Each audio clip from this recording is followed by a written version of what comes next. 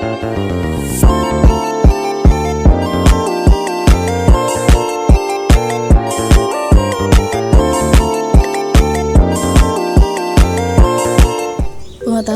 ilmu, filsafat, etika, dan plagiasi dalam penelitian.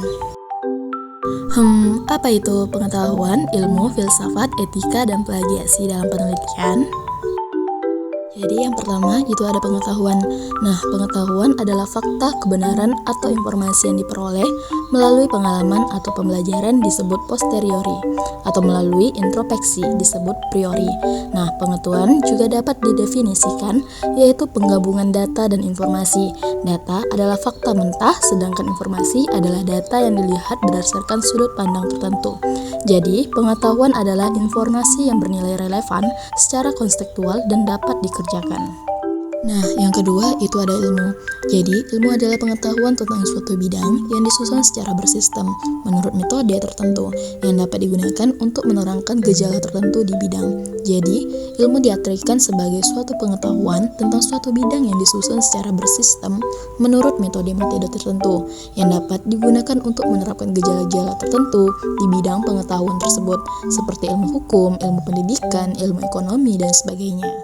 Yang ketiga itu ada filsafat. Filsafat dimulai dari rasa ingin tahu, kepastian dimulai dengan rasa ragu-ragu, dan filsafat dimulai dari keduanya. Berfilsafat didorong untuk mengetahui apa yang telah kita tahu dan apa yang belum kita tahu. Filsafat penelitian adalah sistem pemikiran peneliti yang menjadi dasar studi dan mempengaruhi metodologi penelitian. Filsafat penelitian berperan dalam apa saja, yaitu yang pertama ada pengembangan ilmu atau teori. Yang kedua, yaitu pengujian penalaran teori ilmiah, uji, refleksi, dan kritik asumsi dan metode keilmuan. Yang ketiga, itu ada membantu memahami masalah yang dianalisis. Yang keempat, itu ada membantu persiapan penelitian. Yang keempat itu ada etika. Etika itu adalah filsafat tentang nilai, kesusilaan, tentang baik dan buruk. Selain etika, mempelajari nilai-nilai juga merupakan pengetahuan tentang nilai-nilai itu sendiri. Etika keilmuan menjadi dasar bagi manusia untuk menangkal dampak buruk akibat tidak terpenuhinya kebutuhan. Etika juga penting sebagai landasan untuk menciptakan ilmu pengetahuan dan peradaban secara lebih baik. Jadi, etika penelitian adalah seperangkat aturan dan prinsip yang disepakati untuk mengatur hubungan antara peneliti dan partisipan penelitian. Etika penelitian penting karena penelitian dapat berdampak signifikan pada masyarakat baik positif maupun negatif. Yang kelima itu ada plagiat. Plagiarisme atau plagiasi adalah menulis fakta, kutipan, atau pendapat yang didapat dari orang lain atau buku, makalah, film, televisi, atau type tanpa menyebutkan sumbernya. Sederhananya, plagiat yaitu aktivitas mencipta karya orang lain atau mengakui sebagai karangan sendiri.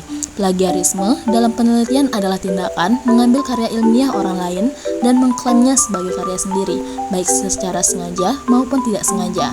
Plagiarisme merupakan pelanggaran terhadap kode etik pelaku penelitian. Beberapa contoh plagiarisme dalam penelitian yaitu yang pertama mengutip kata per kata atau kalimat secara verbatim tanpa menyebutkan sumber dan penulisnya. Yang kedua yaitu mengambil ide seseorang yang belum menjadi common like dan mengklaimnya sebagai miliknya. Yang ketiga yaitu menyebutkan nama orang yang punya ide, tetapi kalimat dan bahasanya menggunakan bahasa orang yang dikutip secara verbatim.